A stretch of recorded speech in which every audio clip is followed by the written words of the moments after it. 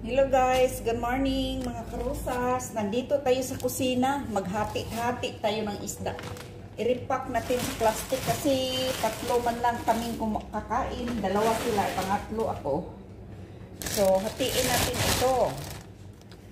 So, ito para sa isang anak, 7 piraso kasi maliit. So, dalawa sa amo ko. Dalawa din sa akin. So, dalawa kami. Pantay-pantay. Pantay-pantay, guys. So, walang pili. Ganito ang amo ko. Pantay-pantay. So, dalawa sa kanya, dalawa sa akin. Nilagyan ko ng sapin dito para hindi na malaking trabaho. So, yung iba, ilagay ko sa freezer. Ganito ang amo ko, guys. So, kung ilan sa kanya, dalawa din sa akin. Ganon, pantay-pantay.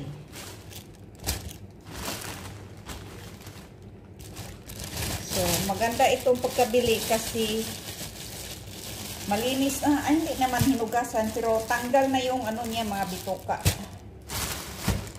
So, mayroong dito, 2, 4, 6, 7 na maliit. So, ilagay natin uli sa freezer. Repack natin. Mahal ang isda dito ngayon, guys. Mga karusas. So, ano ito na isda na to? So, ano ito eh?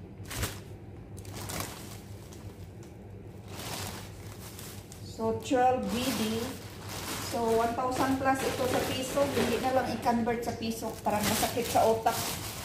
Parang mabigat. Kasi mahal.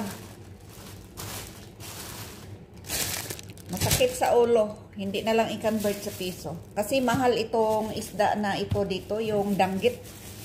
Sapi. Talagang mahal ito sa dito sa abroad. So, mayroon tayong dito.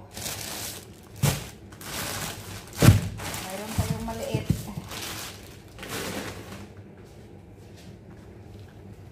Ayan, nakita niyo yung maliit. Yung isda na to, ano lang ito, hugasan at saka lagyan ng asin para ito ihawin, isugba. Inihaw ang isda. So, hatiin natin kasi bukas pa ito lutuin. 8, 10, 12. So, hati-hati.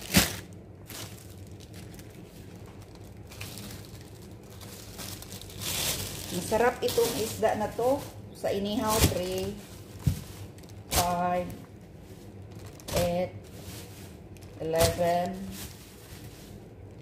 14, 16,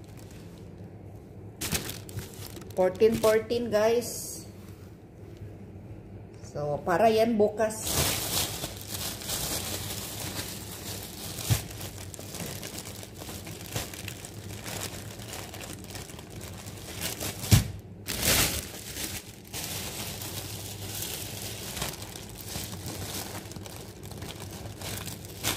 Ayan, ilagay muna natin ito sa freezer.